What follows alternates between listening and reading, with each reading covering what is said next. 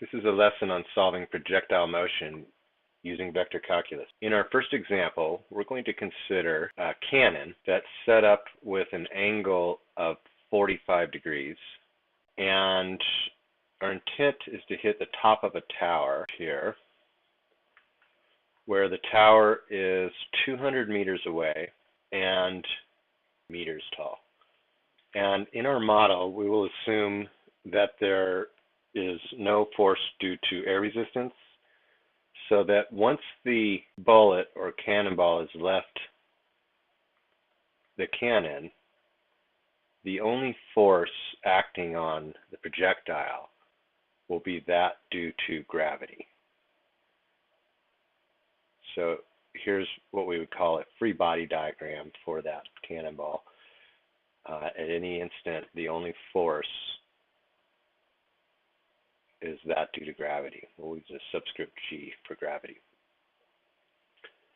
The question in the problem is, if possible, what muzzle velocity, so what initial speed should we have for the cannonball in order for it to hit this point at the top of the tower, which would have, if we set our coordinates here, which would be reasonable, as being 0, 0.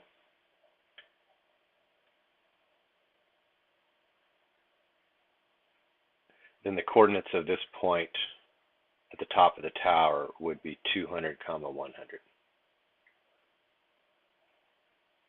Again, we're looking for the initial speed. Often we use V0, V sub 0 to indicate that. So what initial speed, given a 45-degree angle cannon, would result in the cannonball hitting the top of that tower? The way I like to proceed with setting up the model for determining an equation is to use Newton's second law. And Newton's second law is remarkably powerful and works on a wide variety of physical applications. In this case, the way we'd write Newton's second law is that the sum of the forces acting on the object would be equal to the product of the object's mass and its acceleration. Now, in our model, the left side here would be simple. In other words, it would just consist of the force due to gravity. So here, the force due to gravity, we could write this with bracket notation, in which case it would be 0 minus mg. So that's our F sub g. And units here, with our units, this would be in newtons.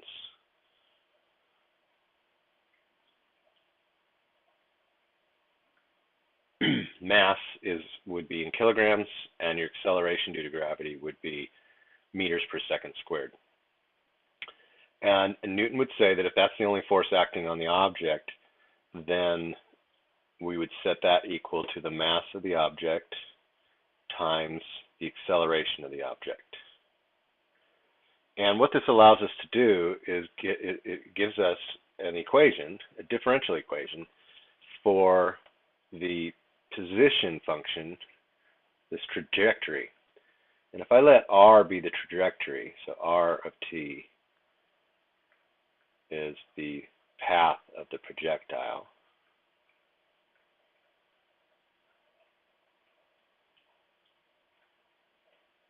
then the first derivative, r prime, gives us the velocity of the projectile, and r double prime would be the acceleration.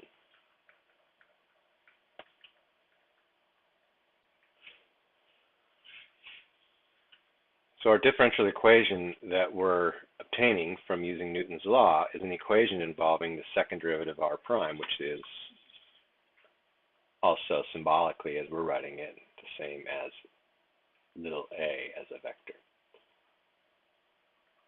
And our velocity would typically be used v. Notice we're using vectors over our variables to be careful about what represents a vector quantity as opposed to other quantities. For example, v sub 0, this is not a vector, this is an initial speed. If we connect that with the angle, we could create an initial velocity vector, which we will shortly do. And that's called an initial condition. All right, so to be clear, our acceleration, r double prime at t, is a constant. Solving for acceleration at the top, dividing by mass, we see that it would be 0 minus g. And the units here would be meters per second squared.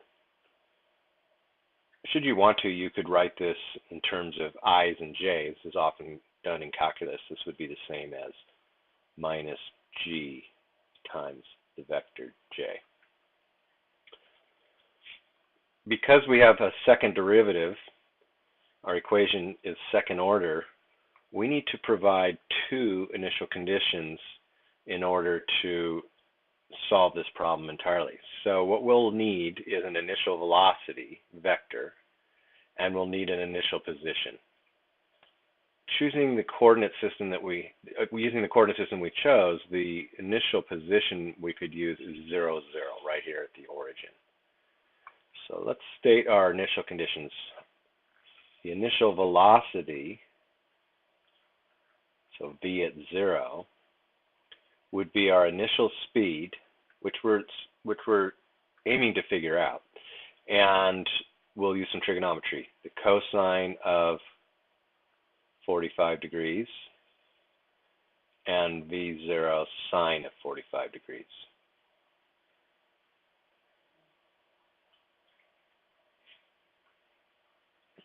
The units here would be meters per second.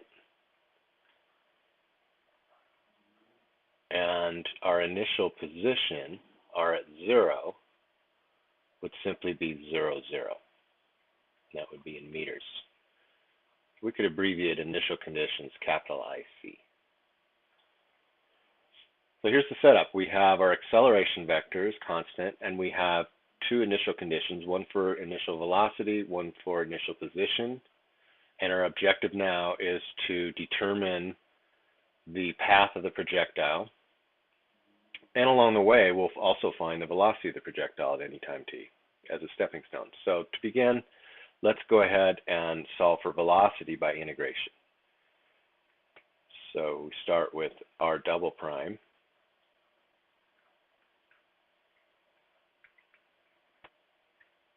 And integration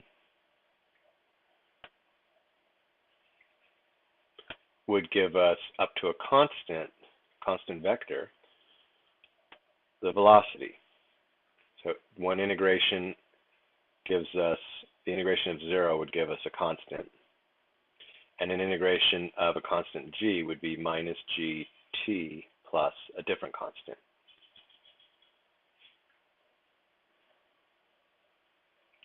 What's next is to determine our constants of integration, which in our case here will actually be these values in our initial velocity.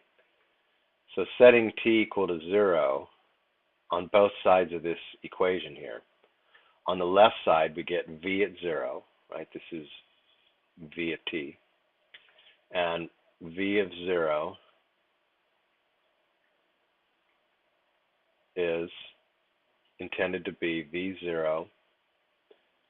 I guess we could go ahead and put in the values for cosine and sine, the root 2 over 2 for each of those,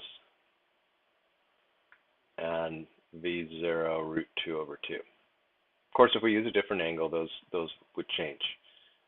On the right, when we plug in t equals 0, we can see that we trivially get C1, C2. The GT goes to 0, of course, so we're going to have C1, C2. And as mentioned a minute ago, we see now that the integration constants are, in fact, the components of our initial velocity. Be careful, that's not always the case. For example, if we were using an initial value that was not t equals 0, we would have something over here other than C2, and we'd need to solve then to determine our constant of integration. Okay, putting this together, we now know that the velocity at any time t, which is the same as r prime, is c1, which is v0 root 2 over 2, and minus gt plus c2, which is v0 v0 root 2 over 2. If you understand the process by which we went from acceleration to velocity by first integrating and then solving for the constants of integration, if you get that, you understand it all, because what we're going to do next is repeat. We'll repeat that process to go from velocity to position. So integrate to uncover or undo this derivative, and on the left, when we integrate, we'll get r of t. And on the right, when we integrate, this is a constant, so we'll get a v0 root 2 over 2 times t plus a new constant. And since I've already solved for these constants c1 and c2 above, we're going to go ahead and use the same letter. Obviously, these are different constants because we're working with a different equation here. And should not cause any problems. There's nothing wrong with using, say, D1 or some other letter should you not like the replication of using those same letters. So on the left, when we integrate t, we'll have minus 1. On the right, when we integrate t, we'll have minus 1/2 gt squared plus v0 root 2 over 2t plus another constant. And just like before, when we solve for the constants c1 and c2 in the case of going from acceleration to velocity, same thing. When we want to solve for the constants of integration going from velocity to position, as we're doing right now, we would use our initial conditions. So right here, we're using the initial condition, first initial condition. So doing that again gives us r at 0. So plugging in t equals 0 on the left, we should get 0, 0. That was a given initial condition. So we're plugging in t equals 0 and using the initial condition. On the right, when we plug in t equals 0, notice that every term except for those c1 and c2, all of them vanish. This goes to 0. Anything with a t goes to 0. And we're left with c1, c2.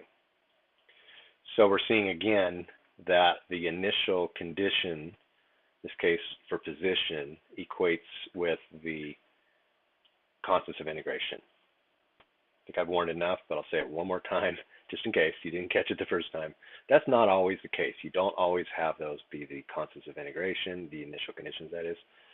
Sometimes you need to do a little bit of arithmetic or algebra to solve for the constants in case, for example, these weren't, in case this on the right here was not 0 at every value, except for C1 and C2.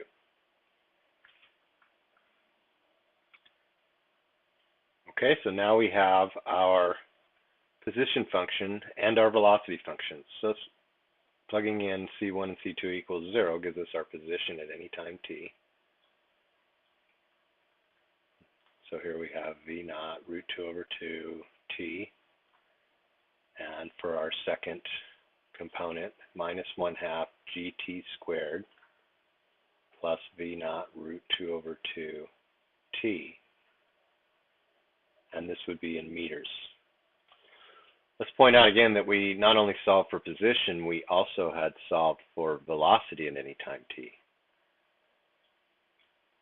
which was v0 root 2 over 2 and minus gt plus v0 root 2 over 2. That was in meters per second. So we still need to solve the specific problem at hand, which is we were asked to find, if possible, an initial speed of our projectile so that our position function, our trajectory here, r of t, passes through the point, it was 200, 100, the top of the tower. So this is our x, and the second component our y. So using r of t, we'd like to solve, is it possible for the x, which is v naught root 2 over 2t, we want that to equal 200 meters. That's our x. And also have our second component, which is y, minus 1/2 gt squared plus v naught root 2 over 2t. We'd like that to equal 100. At this point, we're working with algebra. We have one more parameter to include here. G, acceleration due to gravity, on Earth, in this coordinate system, our G is approximately 9.8 meters per second squared. Since we're neglecting air resistance, a more realistic scenario would be that we were shooting a cannon on the surface of the moon where there is no atmosphere. And we could model that as well. The only difference would be, in this case, we would change our gravitational acceleration by dividing by 6. The Earth's gravity is approximately 6 times more than that of the moon. Well, let's proceed to finish this problem as we've stated it. We've got the initial speed and time as our unknowns in these two equations, two unknowns. So in theory, we would think we could solve this system of equations. Let's see what happens. So in the top, notice that I've got v naught root 2 over 2t in both equations. That provides for a rather nice simplification that we can just substitute 200 then from this top equation into the bottom equation. So by substitution, the method of substitution, we're left with a relatively simple equation to solve for. We have minus 1/2 gt squared plus 200 equals 100.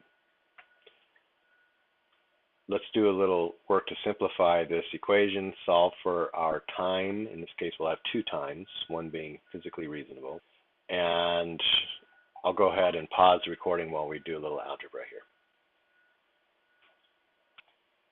Okay, by isolating the t squared, we see that t squared is 200 over g, and therefore t is plus or minus root 200 over g seconds. Only one of those being physically reasonable for our model, since our model started at t equals 0.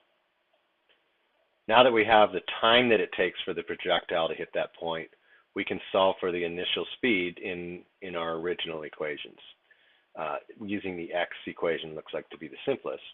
So solving for v0 in the x equation,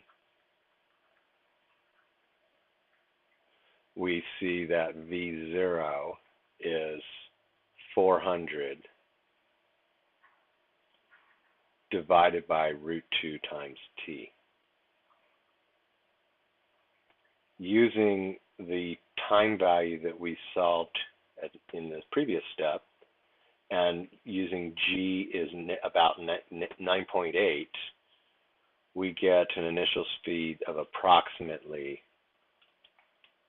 62.61 meters per second.